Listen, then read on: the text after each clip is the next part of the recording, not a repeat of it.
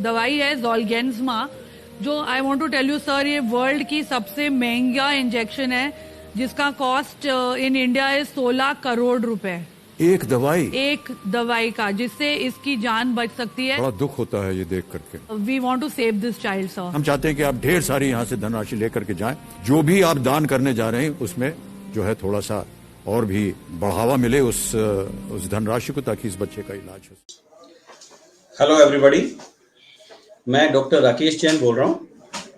I am a senior consultant child neurologist in Fortis hospital Gurgaon. आज मैं आपको एक बच्चे की केस हिस्ट्री थोड़ा सा बताना चाहता हूँ और उसके माध्यम से एक ऐसी बीमारी पे थोड़ा रोशनी डालना चाहता हूँ जिसके बारे में अवेयरनेस हाल ही में थोड़ी सी बढ़ी है और हम सबको उसके बारे में जानना बहुत ज़रूरी है, क्योंकि वो ऐसी जानलेवा बीमारी है, अगर वो डायग्नोस नहीं होती है तो ऑलमोस्ट 2-2.5 साल की उम्र तक बच्चे सर्वाइव नहीं कर पाते हैं। आजकल उसका ट्रीटमेंट अवेलेबल है। यूएसए से दवाई को इंपोर्ट करके उन बच्चों की ज़िंदगी में काफ़ी ज़्यादा डिफरेंस लाया जा सकता है। तो एक बच्चा है जिसको हम लोग ट्रीट कर रहे हैं अभी, जो प्रोसेस में है, इट्स अ लॉन्ग प्रोसेस। तो थोड़ा सा मैं उस बच्चे से शुरुआत करूंगा मैं, और उस बीमारी के बारे में भी हम आपको बताएंगे। आई एम श्योर आपको थोड़ा सा आइडिया हो गया होगा कि किस बीमारी के बारे में बात कर रहा हूँ। इसका नाम है SMA, spinal muscular atrophy. SMA ऐसी एक जानलेवा बीमारी है, इसमें भी अलग अलग टाइप्स होती हैं। हम टाइप 1 के बारे में बात कर रहे हैं, जो एक जन्म के साथ बच्चा लेके पैदा होता है। It's a genetic disorder. तो उसके बारे में हम चर्चा करेंगे बाद में।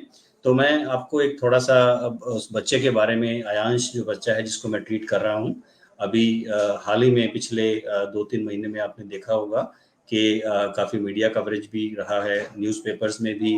उस बच्चे के साथ हमने काफ़ी मीडिया जो वाले हमारे जो फ्रेंड्स हैं उनको अप्रोच किया है, ताकि इस बीमारी की अवेयरनेस बढ़े और इसके लिए जो भी रिसोर्सेज हैं उनको हम अवेल करा सकें फैमिली तक, ताकि उस बच्चे को बेनिफिट हो सके।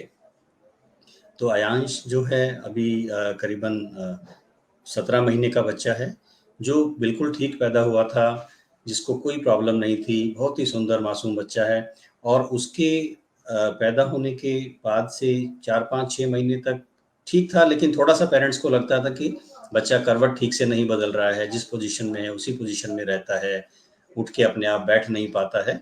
तो उन्होंने डॉक्टरी सलाह लेनी उस टाइम शुरू की, और हमें लगा कि हाँ, इस बच्चे को प्रॉब्लम है। और जो न्यूरोलॉजिकल एग्जामिनेशन हम करते हैं कि सर्टेन रिफ्लेक्सेस नहीं है बच्चे के, और मसल भी वीक है, उतनी कड़क नहीं है मांसपेशियों में।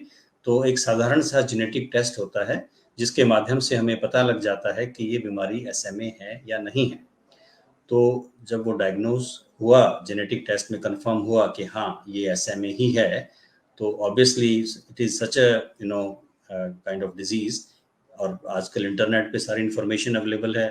तो जैसे ही पेरेंट्स को ये पता लगा कि ये SMA है, तो पूरा पहाड़ टूट पड़ता है आपके ऊपर, and it is very difficult to know what exactly to be done.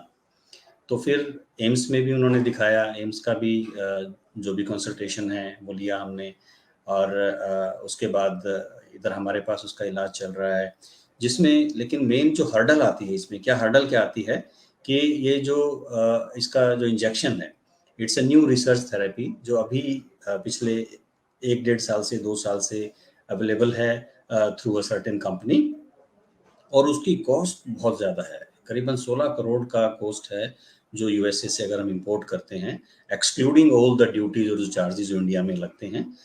हालांकि जो इंडिया में अभी तक कुछ बच्चों को ये इंजेक्शन लगा है, तो I am so grateful to Indian government, उन्होंने उन सब चीज़ों को एग्जाम्प्ट भी किया है। तो नेट वो 16-17 करोड़ में वो इंजेक्शन पड़ जाता है। तो ये इस इंजेक्शन की मैं बात कर रहा हूँ, जो बहुत महंगा इंजेक्शन है, जो लेकिन इस बच्चे को 2 साल की उम्र से पहले अगर दे दिया जाए तो ये जान बचाने में कामयाब हो सकते हैं बच्चे की हम, with better quality of life. तो आपके माइंड में ये होगा कि ये बीमारी है क्या, कैसे ये मांसपेशियों को डैमेज कर देती है। तो इसका नाम है SMA।